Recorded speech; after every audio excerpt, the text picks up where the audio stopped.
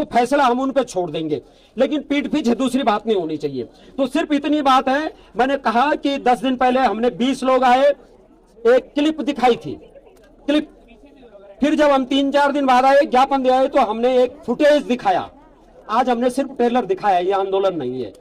और ये मैं बता रहा हूं कि 20,000 लोगों को हम खड़ा कर सकते हैं, उतनी ताकत हमारे पास है। क्योंकि ये आज भी आपने देख रहे कहां से आ रखा है, मंदार गांव के जिला पंचायत मेंबर, पुराने बीडीसी मेंबर विजयपाल रावत, हमारे मान सिंह रौतेला जी जिला पंचायत उपाध्यक्ष हैं, उन पर भी तो दबाव होगा। वो जिला पंचायत उपाध्यक्ष वहां के भी है, नैन नगर के भी। तो आप लगाओ नैन नगर की बाउंड्री कहां तक है। सब लोग सोशल मीडिया में भी ये बात लिखे, इसलिए मैं थोड़ी सी टाइम ले रहा हूं। नरेंद्र नगर की बाउंड्री है मुनिकीरेती ढालवाला तक, और उसके 4 कदम दूर एम्स। मेडिकल कॉलेज से बड़ा होता है ऑल इंडिया मेडिकल वो, तो ऋषिकेश में जो एम्स है और हिमालयन हॉस्पिटल भी वो एम्स के समकक्ष है, जहां तक नरेंद्र नगर की बाउंड्री जाती है। उनको सिर्फ यो रिस्पना क्या है, कौन सी नदी हो, चंद्रभागा नदी पार करनी है, और उसके बाद है। अब आप ये लगाओ, यहाँ डैम बना, भारत का सबसे ऊंचा रॉकफिल डैम है, 2 फेस हो गए, दूसरा फेस भी चालू है। ये वो भी है, गंगोत्री राजमार्ग भी है, ठीक है। 8 विकास खंडों का ये सेंटर भी पड़ता है। और यहाँ पर मेडिकल कॉलेज नहीं होगा, और छोटी छोटी चीजों के लिए नीचे जाएंगे तो उत्तराखंड राज्य बना के क्या किया हमने, और डैम बना के डूब करके क्या किया हमने।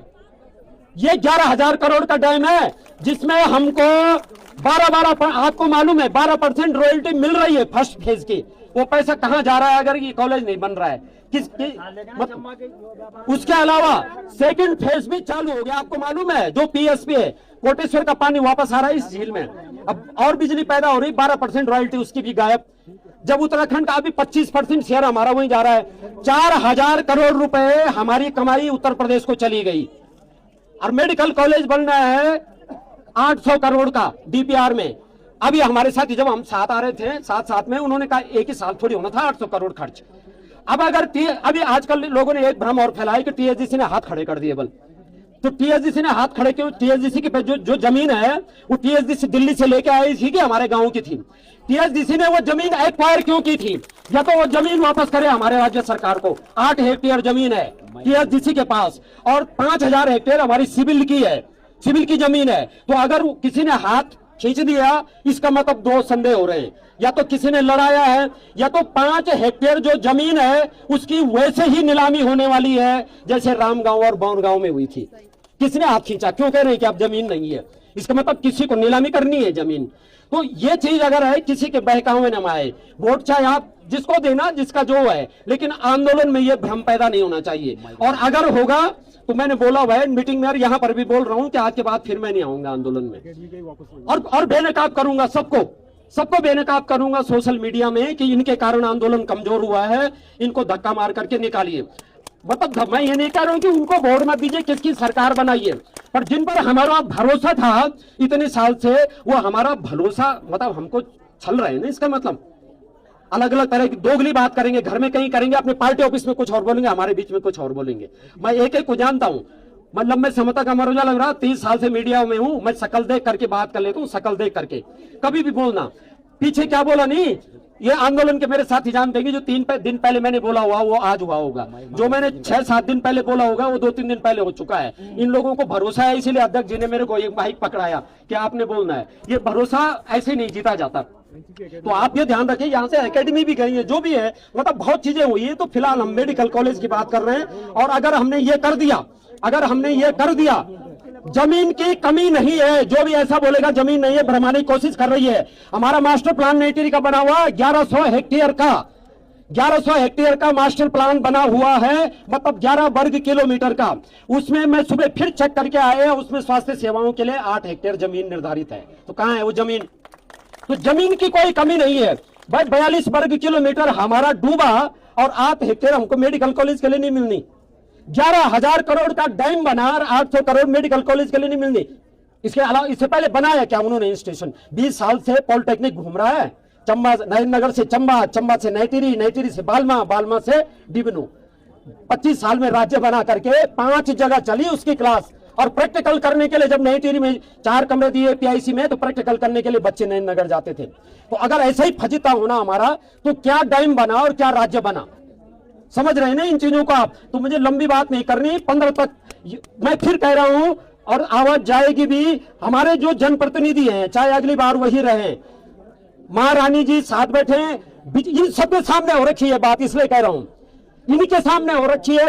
विजय बहुगुणा जी थे तो वो घोषणा कर रहे थे, बाद में धामी जी आए, उस वक्त ऊर्जा मंत्री कोटी कॉलोनी में थे। तो साफ बात है, विजय बहुगुणा जी बैठे, महारानी जी बैठे, धन सिंह जी बैठे, धने जी बैठे, लाखीराम जोशी जी बैठे। लाखीराम जोशी जी से हमको बहुत अपेक्षाएं थी, काफी दिन से सक्रिय नहीं है, हम लेकर आएंगे उनको भी आंदोलन में। वो पहले विधायक रहे हमारे टिहरी के राज्य बनने के बाद, जब अंतरिम सरकार बनी थी 2 साल वो विधायक रहे। उस दौरान मैं अमर उजाला था, कई बार हम उनके साथ जाते थे। इसका मतलब पार्टी वाले भी उपेक्षा कर रहे हैं, तो पार्टी वालों को भी ठीक करना है, सरकार को भी ठीक करना है, अपने बीच के नेताओं को भी ठीक करना है, और उनको अपनी बात याद दिलाने हैं। तो ये इसके बाद सब ठीक रहेंगे तो 16 तारीख को मिलेंगे। 16 तारीख हम सबको एक्सपोज करेंगे 20,000 लोगों के सामने। और अगर सरकार ये सोचती है कि आपस में लड़ा करके हमारा काम हो जाएगा, तो वो हम इस बार नहीं करेंगे। क्योंकि बीच में खुजर पुजर भी कर रही थी, भाई स्वास्थ्य मंत्री नरेंद्र नगर के हैं, वो नरेंद्र नगर अलग राज्य बन गया, सीधी सी बात है। क्या टिहरी जिले के नहीं है वो स्वास्थ्य मंत्री?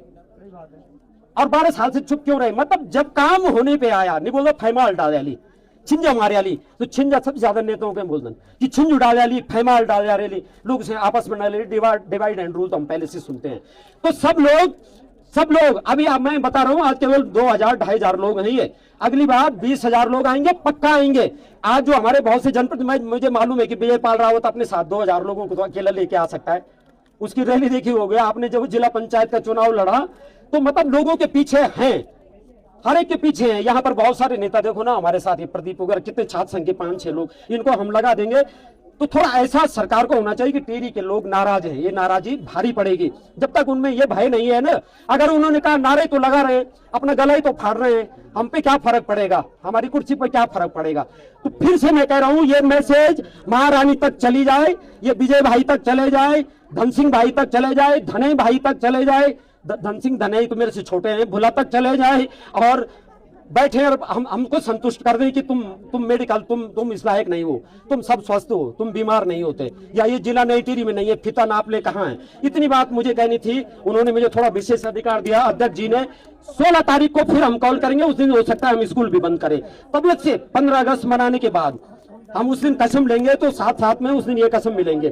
तो 16 तारीख को हम भी जहां भी होगा हम इकट्ठा कर सकते हैं 20,000, कोई बड़ी बात नहीं। 20,000 हमने उत्तराखंड आंदोलन में इकट्ठे किए हैं।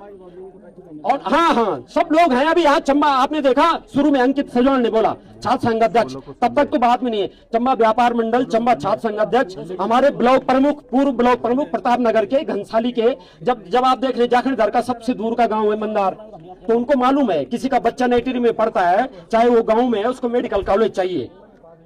तो इतनी बात मुझे कहनी थी। अगर सब ठीक ठाक रहा तो 16 को मिलेंगे, और नहीं तो 16 से पहले।